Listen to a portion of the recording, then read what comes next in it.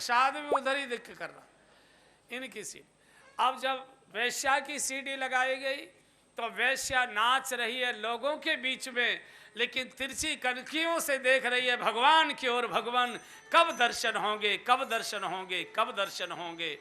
तो चित्रगुप्त ने कहा, पंडित जी तन आपका कहाँ बैठा था, निर्णय हमारे यहाँ तन का नहीं होता, मन आपका वैश्यालय में था, जाओ नरक में, और इसका मन शिवालय में था, जाओ स्वर्ग के अंदर। निर्णय मन से नहीं, निर्णय तन से।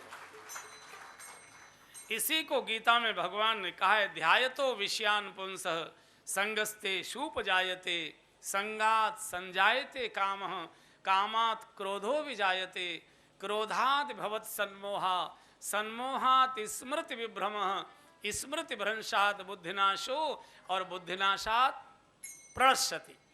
विषय का चिंतन करोगे तो विषय भोग करने की कामना पैदा होगी, और जब कामना पैदा होती है और कामना पूरी नहीं होती तो क्रोध आता है, और क्रोध में बुद्धि भ्रष्ट हो जाती है और बुद्धि इष्ट का अनिष्ट करने लगती है।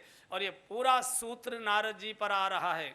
इसलिए मैंने पहले दिन या दूसरे दिन बोला था, थोड़े पीछे घुमाइए अपने टेप को और मेरी पुरानी बात याद करिए।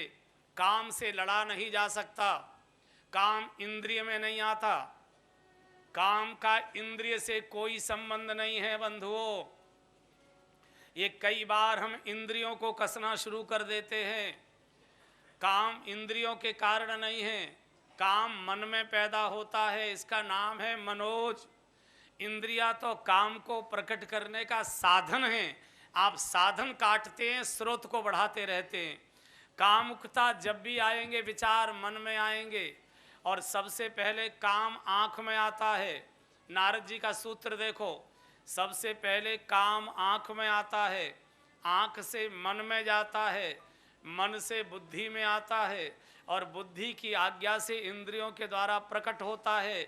इन्हीं आँखों ने नारद जी की ने सजी हुई अप्सराएं देख ली थी, रूप आँख में बस गया, मन में आ गया, मन कामुकता से भर गया, बुद्धि को समझाने का मौका मिल गया। काय के चक्कर में पड़े हो, ये बाबा बने कमंडली घूमते रहोगे जिंदगी भर में, जवानी तो काट लोगे, बुढ़ापे में कौन उठाएगा बिठाएगा, कम से कम बुढ़ापे का तो इंतजाम कर लो। बुद्धि ने समझा दिया, और वही पागल पर नारद जी के ऊपर आने जा रहा है अभी। इसलिए फिर मैं उसी वाक्य पर आपको ला रहा हूं। बुरी बातें मन में आएंगी, आती ही हैं, सबके आती हैं, योगियों के भी आती हैं और भोगियों के भी आती हैं। और कई बार भोगियों के तो कम आती हैं, क्योंकि भोग के साधन उनके पास उपलब्ध हैं। योगियों को ज़्यादा सताती हैं, योगियों के ऊपर ज़्यादा आती हैं। अगर ऐसा नहीं होता तो आपने कभी साधुओं को गाली देते देखा हो?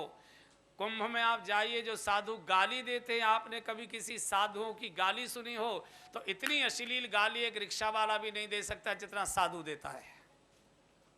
कहां से याद आ गई उसको गाली, कैसे गाली उसके ध्यान में आ गई? इसका अर्थ है कि मन 24 घंटे डूबा हुआ रहता था, अवसर नहीं मिल रहा था, इसलिए वो फूटता है बम तो गालियों के रूप में फूटा करता है।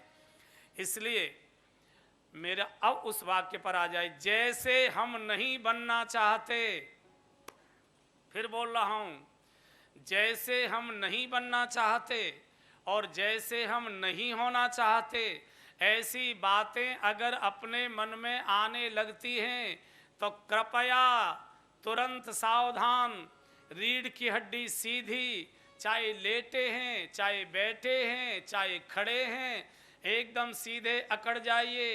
8, 10, 12, 15 गहरी नाभि तक सांस बहुत आराम की गति से भरिए, आराम की गति से छोड़िए, 2-4 चुटकी बजाइए, भगवान के नाम का सुमिरन करिए।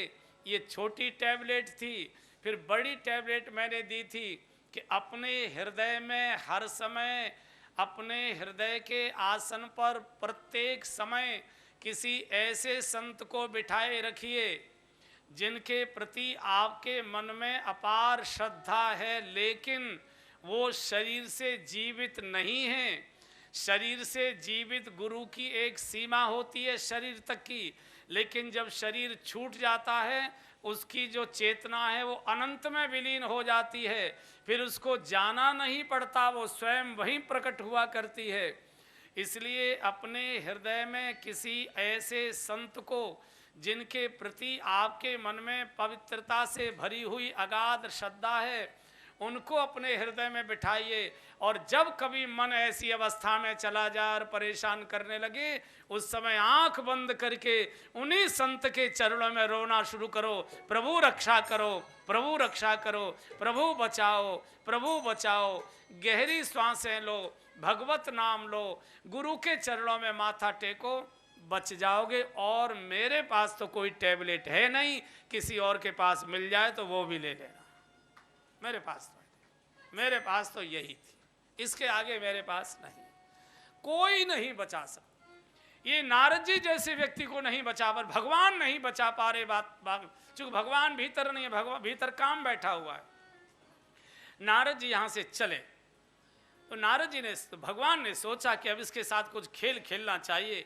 लौट कर आ रहे तो एक बहुत सुंदर नगर, शीलनिधि यहाँ के राजा, विश्व मोहिनी नाम की कन्या, बड़े बड़े पंडाल, बड़े बड़े आवास, बहुत सुंदर हीरे जवाहरातों से जड़ा हुआ नगर भगवान ने माया से नगर बना दिया। नारद जी ने देखा इतना सुंदर नगर तो गज किस राजा का है भैया?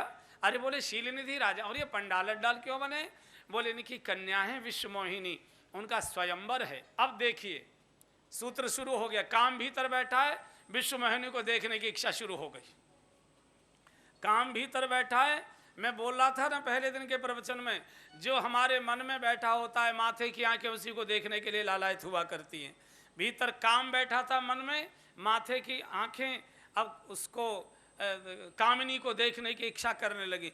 पहुँचे, शीलनिधि राजा ने कहा, हाँ नारद जी पधारे, आइए, मेरे पूर्वजों के कोई पुण्य आज उदित हो गए, ऐसे शुभ अवसर पर आपका शुभागमन, आज मेरी बिटिया की शादी है, आइए मेरी बेटी को आशीर्वाद दे दीजिए। बेटी को बुलाकर दिखाया, बाबा ये मेरी बेटी है। साधु को दिखाया नहीं जाता, साधु को कन्या दिखाई नहीं जाती, साधु के सामने लाकर उससे प्रणाम कराया जाता है। बाबा ये बिटिया है आपकी, इसको आशीर्वाद दो। वो कह रहे बाबा ये बेटी है, देखो इसे जरा, और जरा इसके भाग्य की रेखा।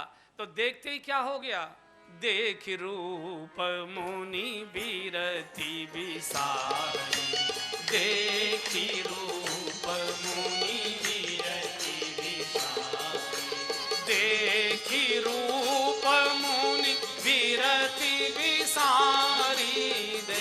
पूरा सिद्धांत गीता का पूरा रहा है। बड़ी बारी लगी रहे निहारी, बड़ी बार लगी रही निहारी। लक्षण कछुक बिलोकी भुलाने, लक्षण बिलोकी भुलाने, हृदय हर्ष नहीं करत बखाने, हृदय